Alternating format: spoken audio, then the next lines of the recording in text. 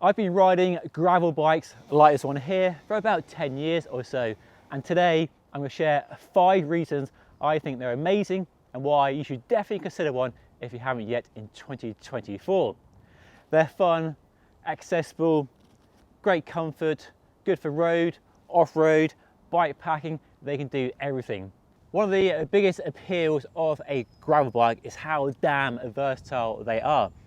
They are a bike that removes the limitations imposed by other categories of drop bar bike and even mountain bikes as well. Because the only limitation is your imagination. You can pretty much do anything you want on a bike like this. I've used them for long distance road riding, big gravel epic adventures, multi-day bike packing trips, commuting, and even mountain biking as well. They really can do it all. With 2 sets of wheels and different tyres on those wheels, you effectively have 2 bikes in one. A road bike for the club run on Sunday or riding to the office Monday to Friday, and then a gravel bike for adventure riding and bike packing at the weekend. So really are a very versatile bike in a way that most other bikes aren't. Yes, you can use a mountain bike for doing the riding you can on this, but they are more limited on the road and faster rolling terrain. And a road bike, while tyre clearance is getting better on those bikes, doesn't give you the same ability to ride off-road that a gravel bike definitely does. And even with the same tyres fitted, like these ones here for example, you'll be surprised just how good and fast they are on the road, and also how grippy they are off-road too. And that versatility also extends to bike packing.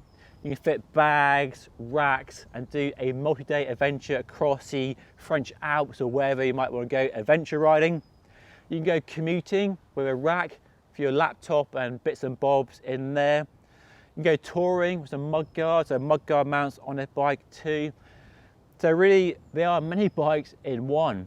And that's why gravel bikes are becoming increasingly popular at a wide range of price points, and in many ways replacing the road bike at the lower end of the market.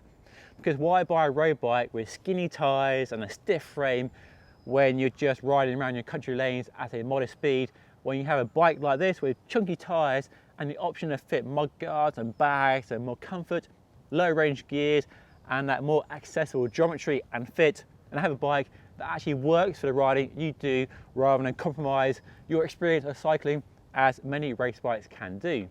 Now, today's video is sponsored by Squarespace, the all-in-one platform that makes it super easy, quick, and simple to build a website in 2024. Whether you're running an online store to sell cool bike products, an online gallery, a newsletter, you want to start blogging, with Squarespace, it really couldn't be simpler. There are loads and loads of high quality templates to get you up and running in minutes, and you can customize how a template looks to suit your purpose and requirements as well, with a nice simple drag and drop interface. You don't need any coding skills at all. It does all the hard work for you, so you can spend minimal amount of time building your lovely new website.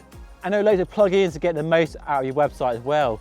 Powerful analytical tools, SEO optimization, and all that stuff under the hood as well. It makes it really simple. So if you like the sound of that, what are you waiting for? There's a link to a free trial down below in the description, and you can get 10% off your first purchase with my special code on screen right now. Right, back to why gravel bikes are so fantastic. One of the best aspects of a gravel bike is the gearing you got, which is much wider range with an emphasis on easier or lower gears for going up climbs and hills compared to a road race bike. And the development of gravel and adventure bikes has really spurred on manufacturers like SRAM here and Shimano and even Campag to give us wider range gears that make cycling, regardless of your ability level, fitness level or experience, much more accessible than it ever has been before. Not since the days of triple cranksets when I started riding bikes way back in the 1990s. So easier gears makes riding a bike like this on the road or off-road much more enjoyable and less of a suffering grind it can be with those racier gears you get on typical race bikes. And there are plenty of choice as well for gearing. We have a typical one bike setup here with a wide range cassette, and what this setup does here, it makes shifting gear much easier. you simply have 2 shift levers, one on either side, and you go up, you need a harder gear, or down if you need an easy gear. No managing the chain line with a front mech and a rear mech and compensation shifts. You simply shift to an easier gear or a harder gear, and it takes all the complexity from changing gear away. And that's great if you're a new cyclist coming to a bike like this for the first time, but also great in the hands of an old geezer like me who likes the easier life. So one bike is fantastic. There are plenty of good 2-bike options as well if you like the front mech, and having a 2-bike setup gives you the benefit of closer ratios if you are going very fast and you like to keep your cadence in the sweet spot when you're riding at tempo, and good if you do more road focused riding as well. And SRAM and Shimano now both offer good 1-bike and 2-bike options, and most bike manufacturers give you plenty of choice for choosing the gearing to suit the riding you do. Everybody has a personal preference with 1-bike versus 2-bike, and I have done a separate video on this topic, link above in case you missed it. But my personal preference, my recommendation usually is a 1-bike. It works well for most people most of the time. Gravel bikes like this have also adopted a lot of mountain bike technology as well. 1-bike, for example, the narrow wide chain ring to keep the chain on, and also the clutch mechanism in the rear mech, which stops the chain bouncing around over rough ground, minimises the risk of the chain dropping off, and also minimises the noise as well from the chain slapping in to the chainstay, hence the term chain slap. The group set on this particular bike is SRAM's most affordable 1-bike electronic group set called Apex, with the battery you can remove for easy charging. You can customize the way the group set works through the smartphone app and see how often you change gear and what gear you use most often. There is an optional power meter as well, and a great ergonomics from the hoods and the brake levers and the gear shifters on this group set. So a good option at this price point, and helps to bring that technology down to a lower price point. So to recap, lower gears, wider range gears for riding on the road and off-road, regardless of your fitness and ability level. The other reason I think these bikes are so good is the handling and the geometry is more relaxed than a race bike and a bit more akin to an endurance road bike.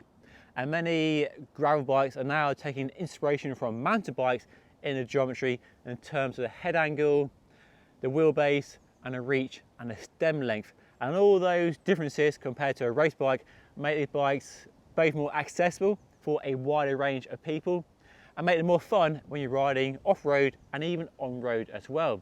And if you are new to cycling, then buying a gravel bike is definitely more appealing, in my opinion, than a racier drop bar bike. Those differences in the geometry and the fit makes riding a bike like this off-road a lot of fun and a lot calmer and a lot more stable and planted than a racier, twitchier drop bar bike. So if you are riding rough tracks like this at any speed, the bike isn't going to be nervous and twitchy. It's going to be calm and predictable and not do anything unexpected if you hit a patch of rocks or roots or come into some very technical trails. So the bike's easy to ride regardless of your experience level and your ability level, and that transfers well to the road as well. Those road race bikes are great if you are racing and going very fast and you want that aerodynamic position, but most people are likely riding bikes, at least my experience, for fun and enjoyment and fitness, and the more upright position of a bike like this and that longer wheelbase makes it a nicer, more enjoyable experience on the road as well. So not just for off-road, also has benefits on the road as well. The other nice difference between a gravel bike and any other drop bar bike are the handlebars and stems. We normally have a shorter stem, as you see here, to bring the handlebars closer to your body, and we often have a wider handlebar with a flare. That's where the drop flares out from the tops, and that gives you a wider effective handlebar and makes riding downhill off-road a bit easier because you have more leverage through the handlebars. You're not in like that, it's not really twitchy, you're out like that, and it's a bit calmer and a bit easier as well. Perhaps not as aero, but it's not a race bike, it's a bike for enjoying cycling for all its benefits in terms of freedom, exploration, adventure and mental health, as well as physical fitness too. Comfort is a big one with these bikes and comes largely down to the bigger tyres these frames take. There's also the more relaxed fit and geometry, which I mentioned earlier. And there's also the differences in the seat posts, the frame technology, which we often see on bikes like this as manufacturers try to eke out more comfort from a gravel bike. On some bikes you get actual suspension, as in the Specialized Diverge. There's a Lauf with the fork as well. There's suspension fork options, and a company like RaceShift offering suspension stems and seat posts as well for even more comfort, which you can fit to a road bike, but they're more naturally fitted to a gravel bike like this. But the big reason are the tyres. Most gravel bikes have way bigger tyre clearance than any drop bar bike. This one goes up to 45, some go up to 50 and even wider.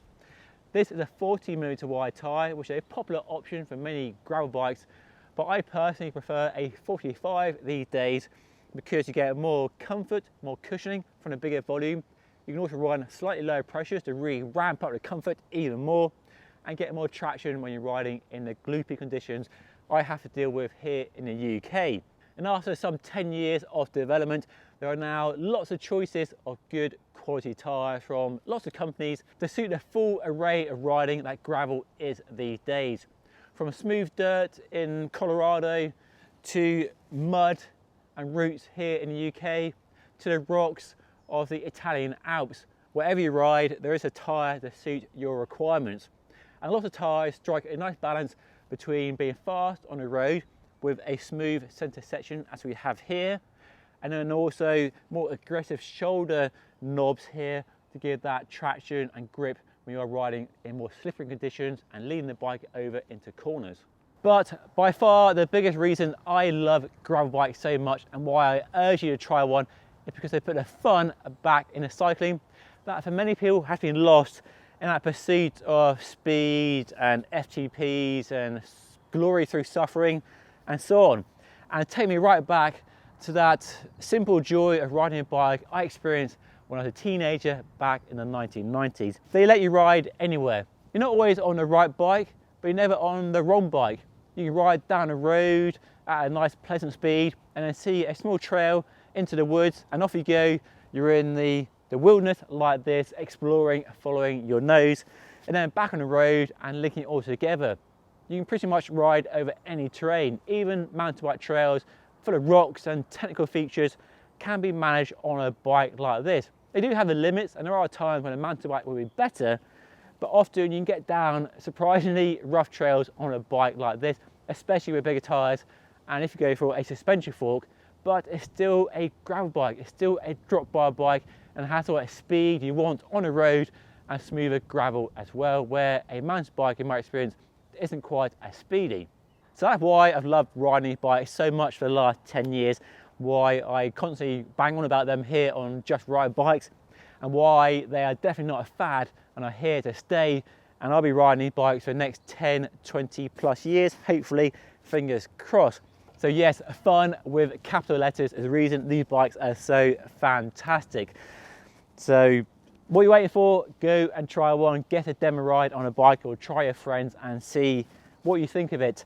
And if you have bought a gravel bike in the last few years, let me know which one by leaving a comment down below. And if you want to see some of the best bikes in the category that I recommend, then do watch this video up here. Thanks to Squarespace for sponsoring this video. Check out their website down below in the description, and of course subscribe to the channel by hitting that button right there if you haven't already. But I'm off for a ride. I'll see you again next time. Thank you so much for watching. Here we go.